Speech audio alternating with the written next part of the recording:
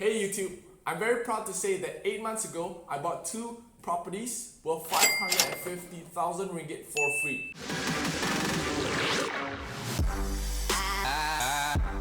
Yes, it costed me literally $0 to own 2 leasehold condo units located 15 minutes away from the heart of Kuala Lumpur, the capital city of Malaysia where I live.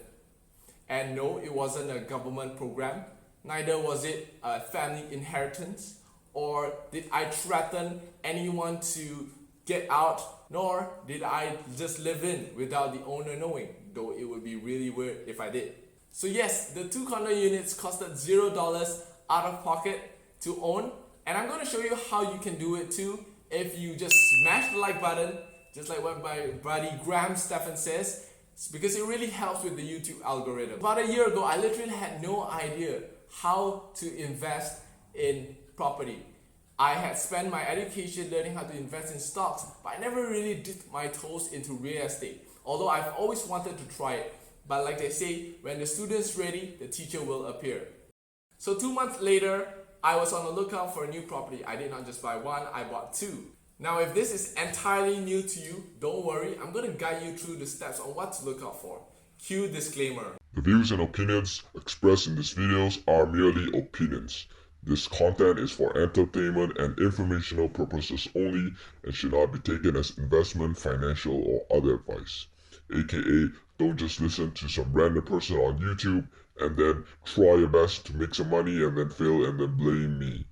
It's said, consult a professional, do your own research, do your own due diligence, always smash the like button. Well, as they say, many roads lead to Rome. So there can be more than one strategy that can get you to the same goal that you want. And the strategy that I use is called the subsale strategy. The subsale strategy involves you buying an existing property rather than buying a new developing property. The reason why I picked the subsale strategy is because there was already a ready market, and ideally you want to pick a location which is centralized and that is already matured and have been already developing. With that, I can also easily calculate the average rental return because I will know the average it costs to rent a room or a house in that area, since there would be existing data for it already. And I actually hate waiting 3 to 4 years waiting for a project to be completed. Well, that's my own personal preference. The most crucial element before you invest is to smash that like button, because it really helps me share my best kept secrets with you. But no, really, the most crucial element and the most time consuming is actually doing market research. Why? Because there's so many different properties around and it's really hard to find the good deals. Think about it. If all the good deals were so easily found, wouldn't so many people be buying all the property already, all the good deals? I like to think it like digging for gold. Remember during the old times where people started panning for gold, only a handful would be able to find the actual gold. So before you buy any property, there are 3 different criteria that you want to look out for. The first one is your property needs to be at least 20% below market value. This means that the property is undervalued, and it also means that it is discounted. What happens when there is a discount? It's like a sale. You quickly rush in to buy. And my property was 23 to 24% below market value, and that was the price that I have set. Well, I can tell you, it's not going to be easy to look for property deals below 20% in market value. There is, but it's going to be quite hard to find.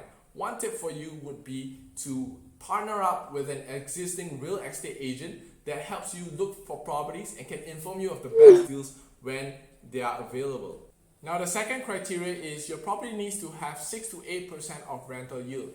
Rental yield is the rate of return from an investment calculated by taking the total amount of annual rental collected, dividing it by the total cost of the property, multiply that by 100, and you get the percentage of gross rental yield.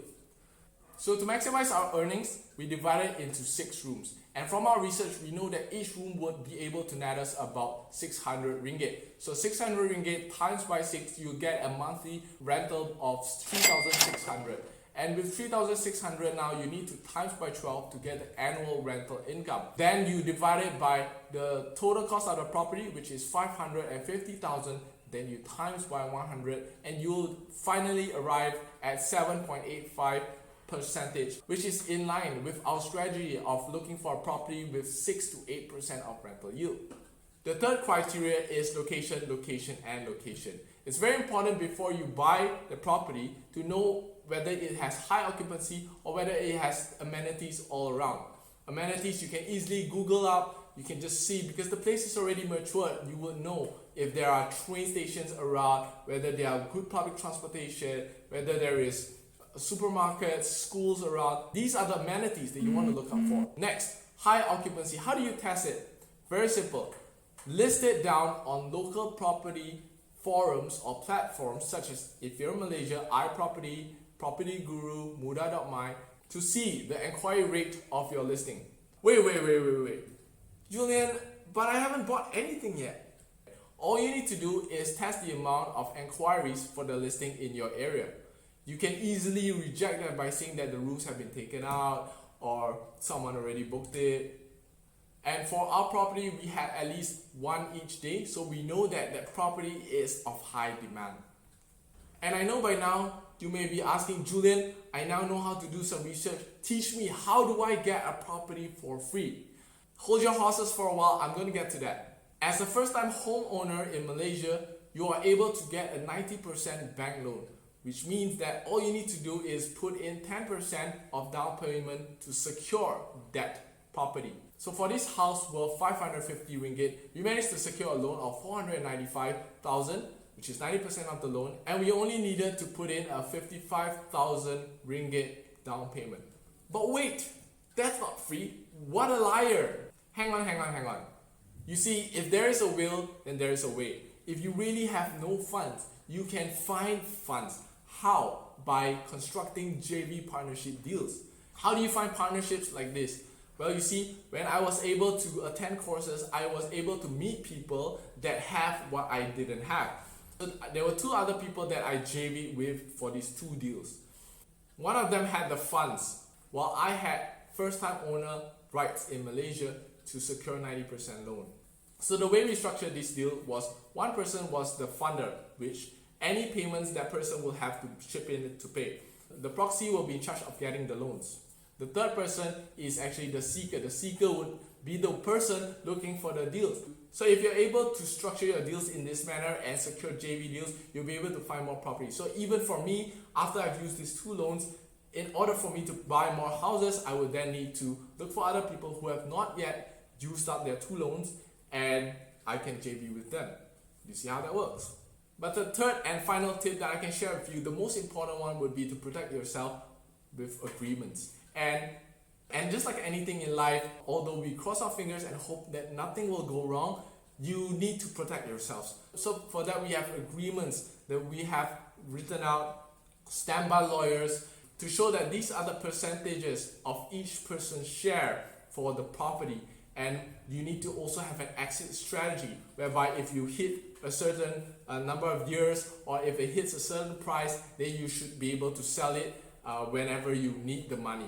So there you go, YouTube, how I managed to buy two properties worth 550,000 ringgit for completely free. If this has been helpful for you, I hope that you will give me your support by giving me a thumbs up and liking it and also commenting it in the video below, because it has really taken me a long time to complete the editing for this video. It's been really crazy, one of the longest times ever. So do help me out by giving me a thumbs up and supporting me that way. And if you have any questions, feel free to ask in the comment section below. I will be more than happy to help you out. With that said, this is Julian signing off. Thank you so much for watching.